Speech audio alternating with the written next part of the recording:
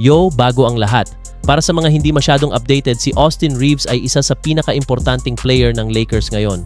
Undrafted pero naging starter, consistent scorer, kayang gumawa ng sariling shot, mataas ang basketball IQ, at swak sa sistema ni na LeBron at Luka.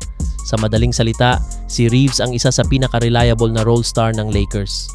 Ngayon, bakit nga ba may trade rumors? Una, contract situation. Hindi pumirma si Reaves as a extension dahil sa CBA rules. Possible unrestricted free agent siya sa future. Kaya iniisip ng iba, baka mawala lang siya ng libre. Pangalawa, value niya sa market. Bata, murang kontrata kumpara sa production. Kayang maging starter sa ibang team. At pangatlo, Lakers pressure to win now. LeBron is not getting younger. Kapag may lumitaw na superstar trade, si Reaves agad ang unang pangalan na iniisip ng fans kahit ayaw ng Lakers. Base sa mga insiders, hindi actively shopping ang Lakers kay Austin Reaves. Sa katunayan, marami na raw offers ang tinanggihan ng Lakers. Ayaw nilang bitawan si Reaves para lang sa role player. Superstar level return lang ang papayagan nila. Ibig sabihin, hindi siya for sale, hindi desperate ang Lakers, pero bukas sila kung sobrang laki ng kapalit.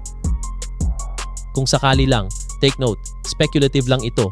Ito ang team na madalas idikit kay Reaves, Detroit Pistons.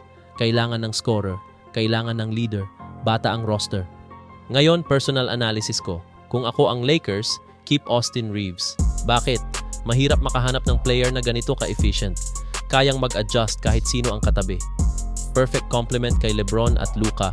Unless may darating na top 10 superstar, dun lang may sense ang trade. Si Reaves mismo, ilang beses na sinabi, gusto niyang manatili sa Lakers, focus lang siya sa paglalaro, hindi niya iniintindi ang trade noise. Ibig sabihin, habang fans ang nag-iisip ng trade, si Reaves trabaho lang.